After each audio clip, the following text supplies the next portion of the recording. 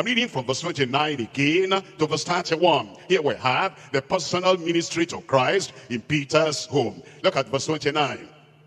It says, and forthwith, when they were come out of the synagogue, they entered into the home of Simon and Andrew with James and John. But Simon's wife's mother lay sick of a fever, and anon they tell him of her. And he came and took her by the hand and lifted her up, and immediately, somebody tell me immediately. That's how it will happen in your life. And immediately the fever left her, and she ministered unto her. As you look at this, number one, you will see the astonishing miracle of Christ. Astonishing miracle of Christ. It was told him that Simon's mother-in-law had fever. Let's come to Matthew chapter 8. I'm reading from verse 14. You'll see that Matthew recorded the same thing. And the reason why we read all these parallel passages is so that you'll see the details of what actually happened. Mark might just say, the Lord took her by the hand, and then the fever left her. Let's see what the other people said. All the other evangelists, Matthew chapter 8 and verse 14. And when Jesus was come to Peter's house, the same record, he saw his wife's mother lay and sick of a fever.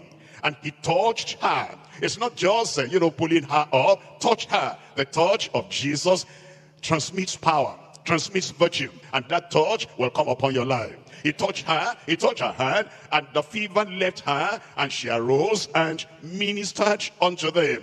Now that's the record of Matthew. We're going to look at Luke chapter 4. Luke chapter 4. You understand that Luke was a physician.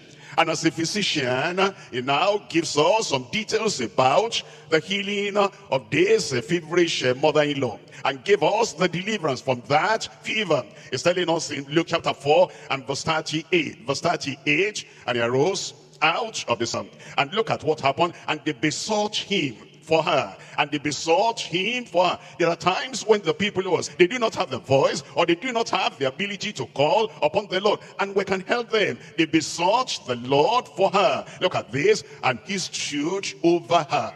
Look at that, stood over her. The way you stand can tell whether you have confidence or not, or whether you are fearful. The way you stand can tell whether you are sure that whatever you say now, the way you stand in authority, and the way you stand with power, and the way you stand with assurance can tell what you are going to do, or